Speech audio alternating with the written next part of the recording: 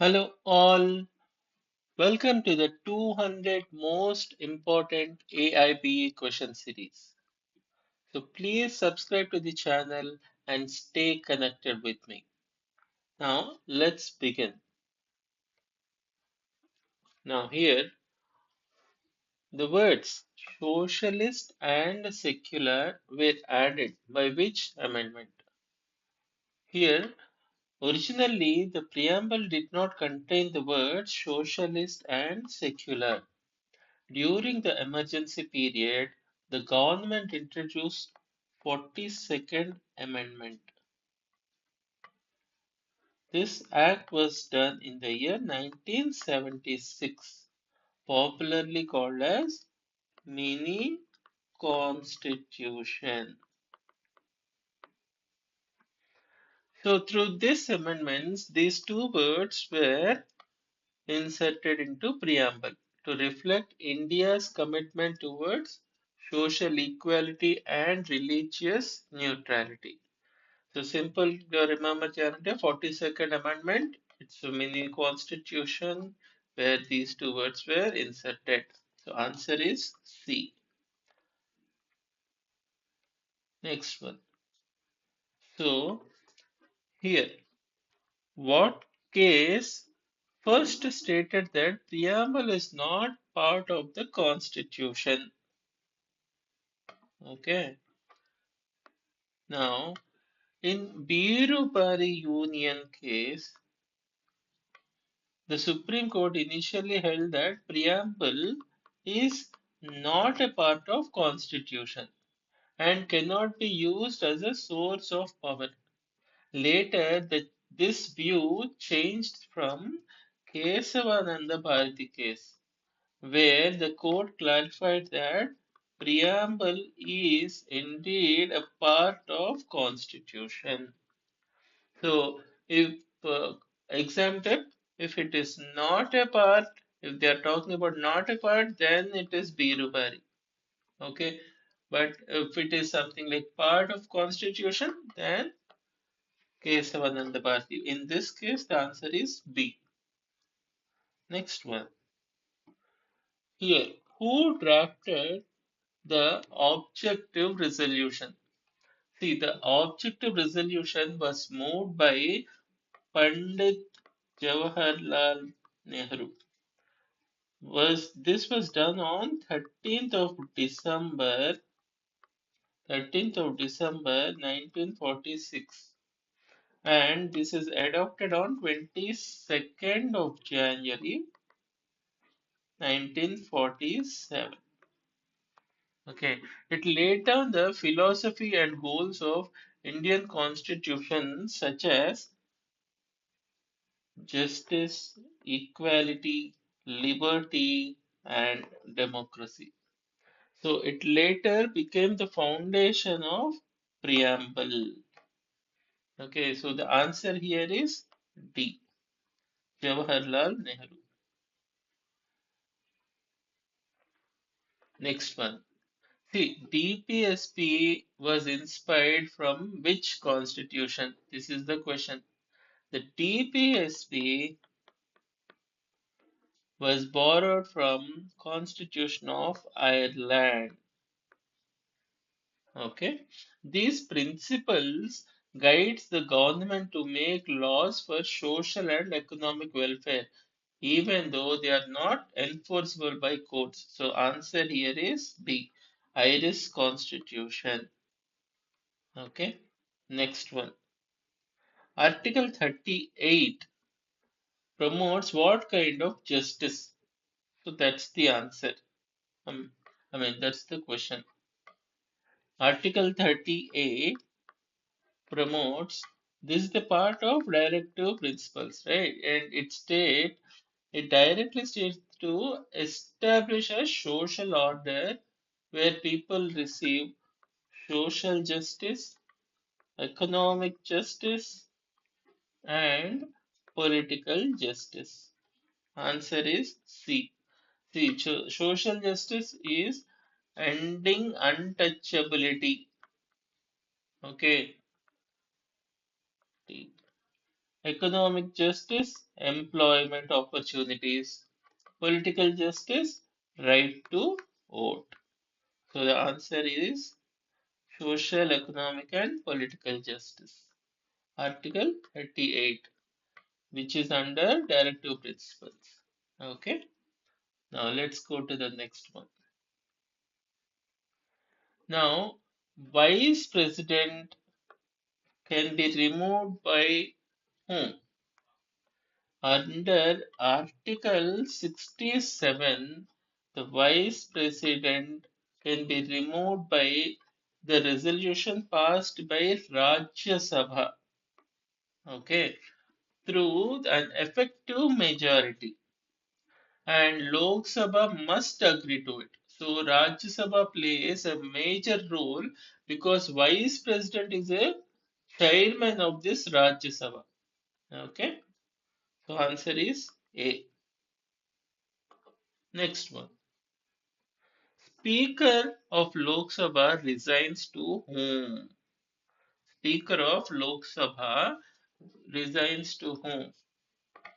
If the Speaker wants to resign before the expiry of term, the resignation must be submitted to Deputy Speaker. Similarly, if Deputy Speaker wants to resign, he has to submit to the Speaker. Okay.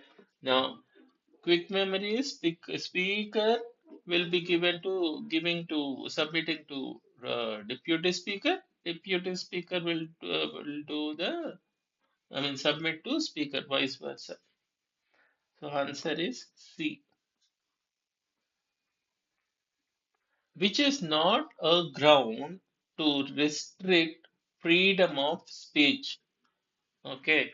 Now, as per Article 19 of 2 allows reasonable restrictions on freedom of speech for reasons like public order, contempt of court, okay, defamation, sovereignty and integrity of India.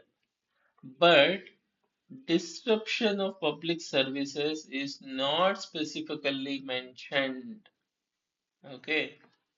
So always read this carefully. The question should contain the word not. Okay. So the answer here is disruption of public services. Next one. Stare decides promotes of what? Now here consistency is the administration of justice. Okay. Uniformity in administration of justice. Now, stare decisis means to stand by decided cases. Court follow previous judgments to maintain consistency, predictability, and uniformity in law. Okay, this helps people to know how court may decide similar future cases. Answer is A. Now, the High Court judge, the High Court judge submit resignation to whom?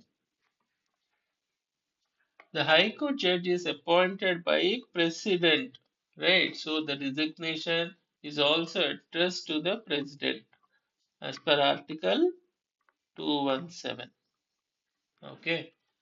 So answer here is C, President of India. Next one. Here, death caused in India by firing from Nepal border. Indian courts get jurisdiction under what? Now, here you see, even though the act started outside India, the consequences means that happened inside India. Okay, so therefore, Indian courts can try the offender using the objective territorial principle. Crime outside and effect inside India is in Indian jurisdiction only. Next one. Bhavna encountered Rajiv to commit theft. Sorry, encouraged Rajveer to commit theft. Okay. Now here Bhavna encouraged the theft, but Rajveer also committed rape. Now is Bhavna liable for what? Okay. Now here Bhavna only encouraged for theft. She never intended or encouraged rape. Therefore, Rajveer is liable for rape and theft, but Bhavana is eligible, liable only for abetment of theft. Okay, the answer is C.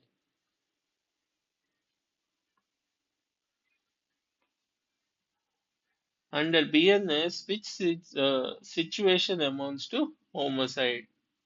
See, homicide means killing of a human being.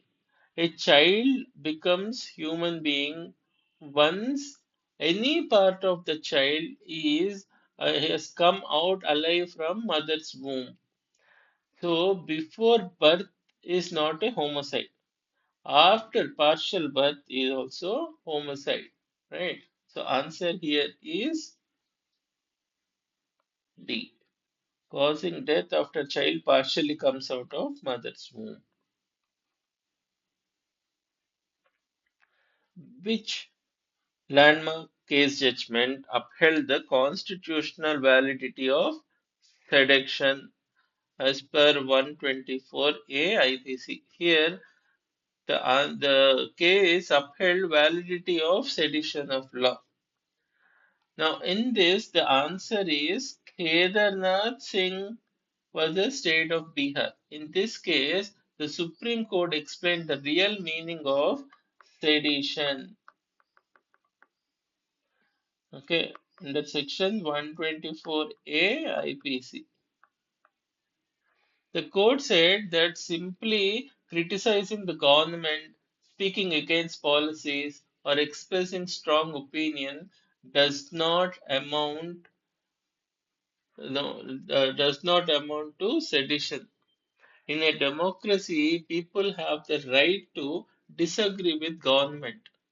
But however, if a person's speech or words encourage violence or create public disorder or incite people to rebel against the state, then it becomes sedition.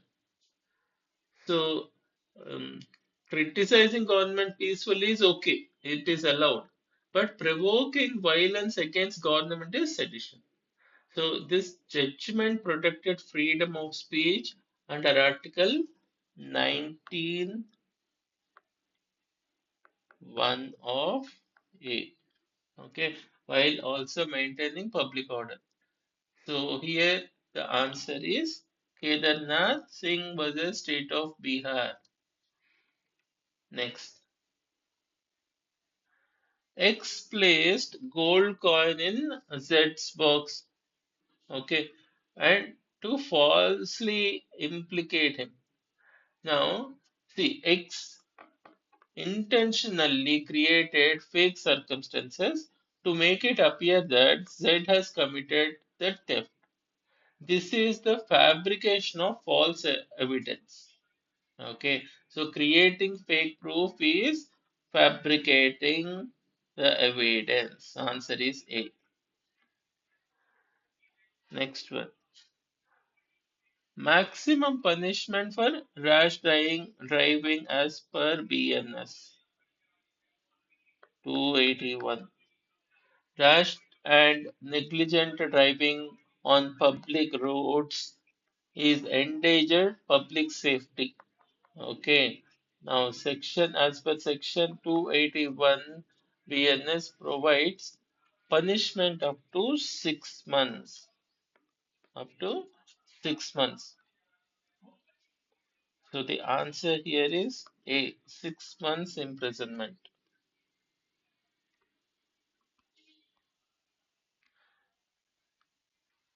Here, what is the main difference between cheating and extortion? Now, the difference is in the way consent is obtained. Okay, Here the consent is important. Now in cheating, consent is obtained by deception or dishonesty. In extortion, consent is obtained by fear or threat. Okay. For example, give me money or I will kidnap Rattalu. Okay. That is extortion. So cheating means deception. Extortion comes from fear. So answer here is method of obtaining consent. Now, which case which case upheld criminal defamation and law? Okay. Here the answer is Subramanya Swamy versus Union of India. Okay. Now the Supreme Court upheld the criminal defamation law under section 499 and 500 of IPC. The court said that reputation is a part of Article 21 and must also be protected. Freedom of speech is important, but harming other person's reputation is not allowed. Okay. Now, next one. Which criminal law? Which criminal law amendment? Okay, which amendment allowed victims advocate in prosecution? Okay, now answer here is Criminal Law Amendment Act 2008. This amendment strengthened the victim's right by allowing victims to appoint their own advocate to assist the prosecution during trial. After 2008, victims got stronger participation in criminal cases. So, answer here is 2008. For today, the last one is which magistrate cannot direct investigation? Now, executive magistrates mainly perform administrative duties and do not have full judicial powers. Therefore, they cannot order police investigation under BNSS. Okay, so answer here is executive magistrate. So judicial magistrate can direct the investigation. Executive magistrate can only administrative, he plays only administrative role only. So executive means administration, judicial is investigation power. So here the answer is C. So that's all for today. For the first 1 to 20 questions, we still have 180 questions left. So please follow by, you know, just subscribe to my channel. Please subscribe. Thank you very much. Khalas.